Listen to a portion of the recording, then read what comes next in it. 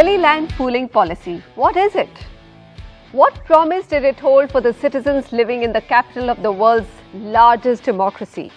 And why should we be hopeful that Delhi's land pooling policy, which was announced in 2013, will finally take off? Welcome everyone to the Property Show. Let's set the context to today's discussion with a basic explainer of Delhi's land pooling policy. Now, Delhi has seen a substantial rise in population, both organic and through migration. And in the last few decades, Delhi's population has gone up from 60 lakh people to almost 2 crore people. The current infrastructure and housing available in Delhi are simply not enough to accommodate all the 2 crore Delhiites. Now, over the years, that's why we've seen mushrooming of slums and unauthorized colonies in the city. Some estimates put that count to 10,000 unauthorized colonies. Now, looking at these challenges and with the vision of making Delhi a world-class capital, the Delhi Development Authority, under the Ministry of Housing and Urban Affairs, notified the Delhi land pooling policy as far back as in September 2013. Now, what is LPP all about? So, it's important to know that land pooling is a globally acceptable model for a city development. Delhi LPP was aimed at getting individuals or a group of landowners living in urban villages on Delhi's peripheries to pool their land, hand it over to DDA, which in turn was to develop public infrastructure like roads. Now, DDA representing the government was to keep 40% of the land for public infrastructure and return 60% of the land back to the original landowners. After the pooling exercise, the landowners were free to rope in real estate developers to build residential and commercial real estate or projects. The zoning for Delhi land pooling was done in accordance with Master Plan of Delhi 2021, which had aimed at bringing in 192 urban villages of Delhi into the fold of planned development. Now, 104 of these villages were part of land pooling and 88 were to form a green belt around Delhi. Ideally, Delhi Master Plan should have been implemented right after regulations were notified, and of course, the Delhi land pooling should have been notified as far back as in 2015.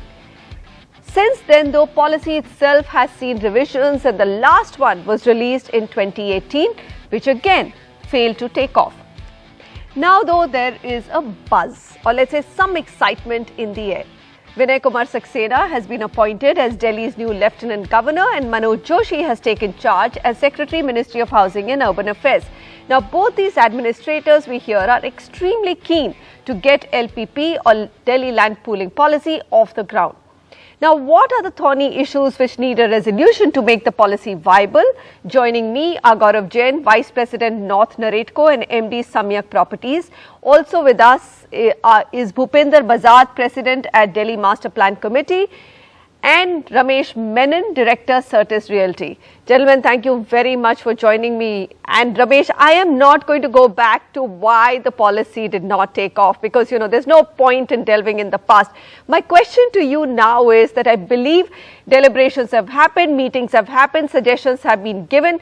How confident are you that it will take off this time? And if it does, what are the changes which are critical to make it work? So taking forward the positivity cue, the Delhi Development Authority or the authorities have to do two things. One, make the policy more predictable. And second is the multiplicity of authorities. So they have to do a single window amongst themselves also to facilitate these landowners to pool their land, submit to the government, and also in return get all kinds of approvals in a timeline-bound manner. Having said that, what is most important is the operational mechanism that the DDA would now announce on how these policies would go forward. I'm not dissecting the policy anymore. Let us take it, accept it in the way or form it has been decided. But what is more critical is how would it be operationalized. For example, if a sector is 500 acres, there could be 50 or there could be 500 owners.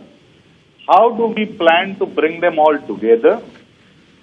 Does DDA plan to have a role for itself directly? Would they appoint a clutch of consultants who would clarify these things to the landowners. What is the mechanism of return of land back? For example, even in your introduction, you said DDA will keep 40% of the land. Actually, it will not keep. That land will be reinvested in the form of city-level services, be it roads, large parks, green areas, etc., etc. So these things have to be communicated extremely simplistically to the farmers or landowners. Only then can the planning process take forward. So DDA has to do a formal private partnership or engaging the private sector in a manner that they take the lead in this. Okay.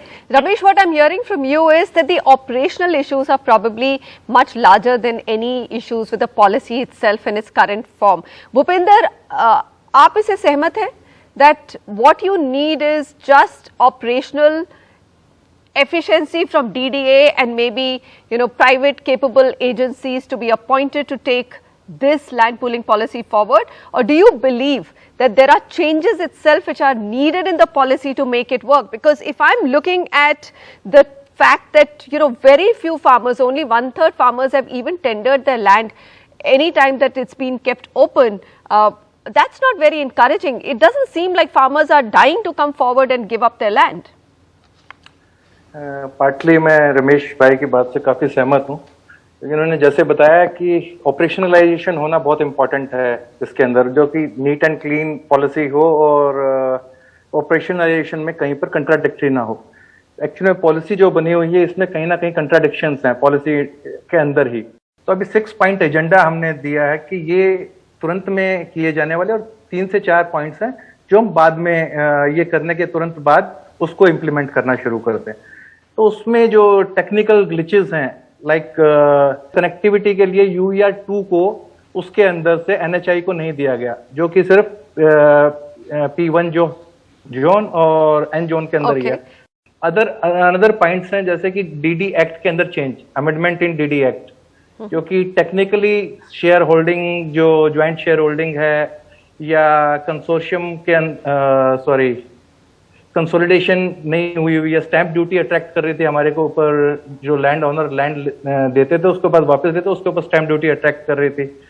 जो pooled sharing land है वो अभी कंटिग्यूटी में नहीं आ रही थी, और flexibility EDC के अंदर भी फ्लेक्सिबिलिटी हो. तो इसी तरह के कुछ और पॉइंट्स हैं, अगर आप आगे डिस्कशन करेंगे तो उसमें हाईलाइट करूंगा. तो आप कह रहे हैं कि these are some of the important points which you have already communicated through the ministry of Urban Affairs. Gaurav, you're also an important stakeholder in Delhi's development as a developer entity. Tell me, are you hopeful this time that it will take off?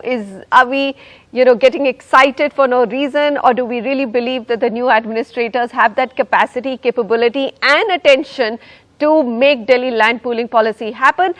And if yes, what are the changes you're looking forward to? I think the theme of the entire program today is to be positive, so let's be positive around it. We have met the new Secretary of Urban Development, and he is very forthcoming, very positive. I think the challenge here is it's a chicken and egg story, and I think you will appreciate that this is the only area in the entire country where not even a single developer has ever shown interest to even talk about it, or at least say that I want to be part of it. Now, what is the reason? The reason is very simple. There is not a single person who would like to take ownership of so many other farmers on their head.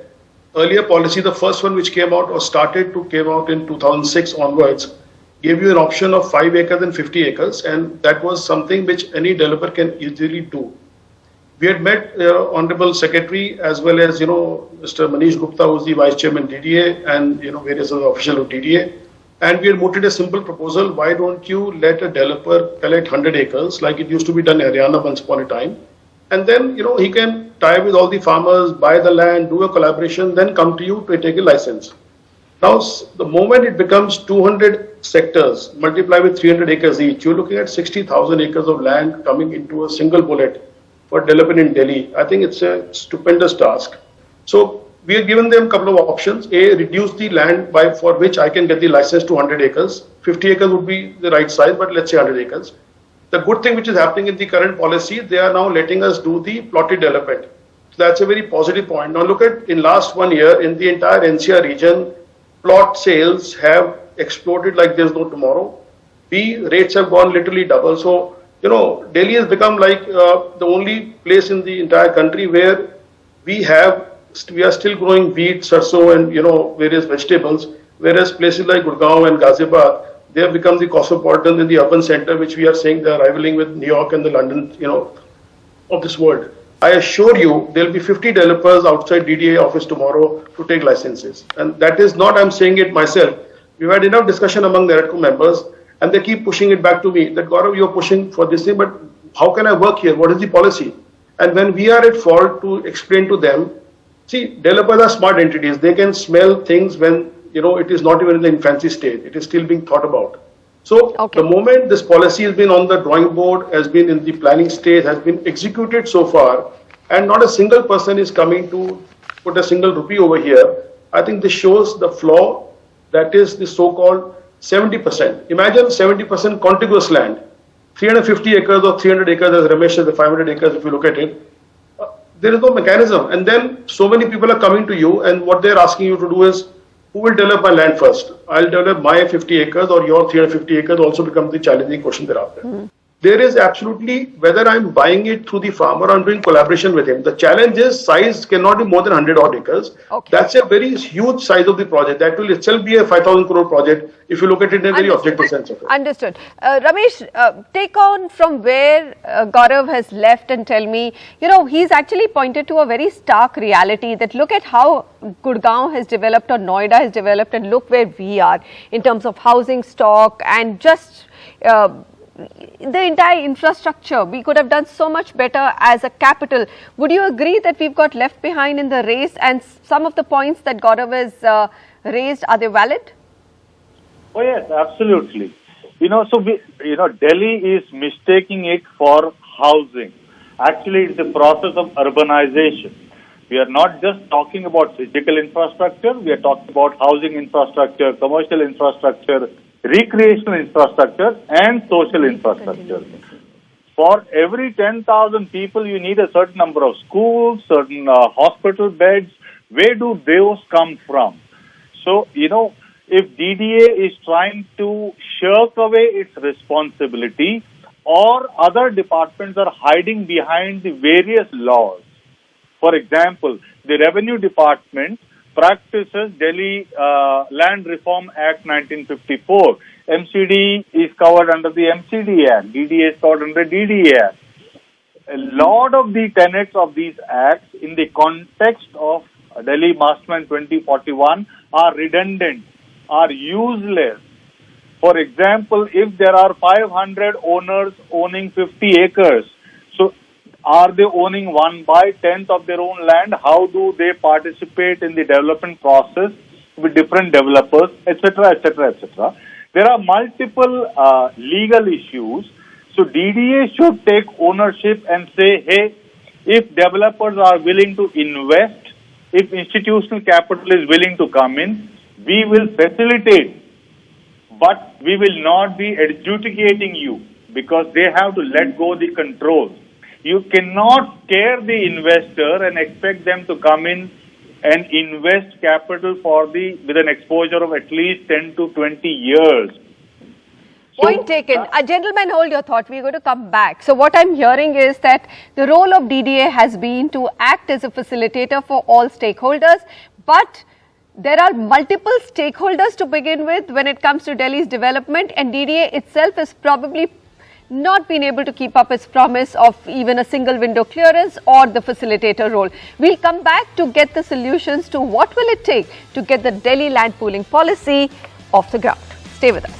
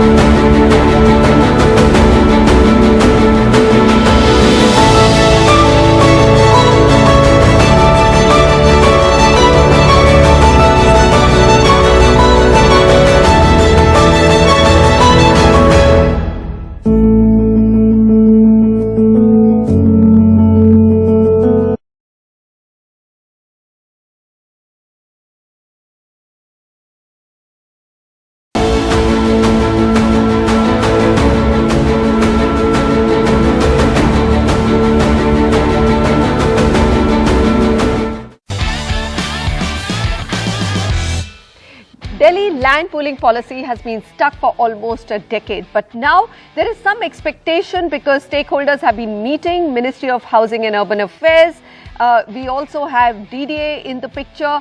All of them seem to be far more committed to get the policy off ground. And we have with us three experts who've been very closely associated with Delhi's development to tell us what's going on and why should we be more hopeful this time around. Bhupendra ji, आप बताइए, 3-4 मुद्दे तो आपने हमें बता दिए क्या issues हैं जो आपने लेटर में भेज दिए हैं. अगर आप मुझे 3 और बड़े मुद्दे बताइए जिसकी वजह से ये पॉलिसी फाइनली सक्सेसफुल हो जाएगी या हो सकती है. थैंक यू मनीषा जी, आपने बड़ा इम्पोर्टेंट क्वेश्चन को एड्रेस किया है. जो ये आपको 3-4 मुद्दे बताए थे, इसके अलावा एक मॉनिटरिंग कमेटी जो गौरव भाई ने भी जिक्र किया और रमेश जी ने भी, कि जो मॉनिटरिंग कमेटी एक इस तरह से बने जो टाइम बाउंड मैनर के अंदर इसको सारी चीजों को गो थ्रू कर पाए और उनकी अकाउंटेबिलिटी, ऑफिसर्स की अकाउंटेबिलिटी और स्टेक होल्डर्स का उसमें इंटरफेयर हो, मतलब उसमें पार्ट हो उसका. And this clause, Bhupender, the clause for, removing the clause for mandatory contiguous land pool, which also Gaurav said is a very big issue. Will that get accepted? Do you think that will actually go through this time? जी already process में है. DDA ने अपना सारा draft बनाकर cabinet note के लिए भेज दिया है. इसके अलावा जो मेजर 2 इशू है कंसोर्शियम फॉर्मेशन का, जैसे सभी कहा था कि इतनी बड़ी लैंड है, कैसे इसको कंसोर्शियम को फॉर्मेशन करेंगे. तो कंसोर्शियम को बदलना आज के टाइम पे पॉलिसी के साथ में थोड़ा मुश्किल है. ईडीसी के अंदर फ्लेक्सिबिलिटी जो पहले ही बताया था कि ईडीसी हमारे को 60% पे चार्ज करे, दे ऑलरेडी एक्सेप्टेड.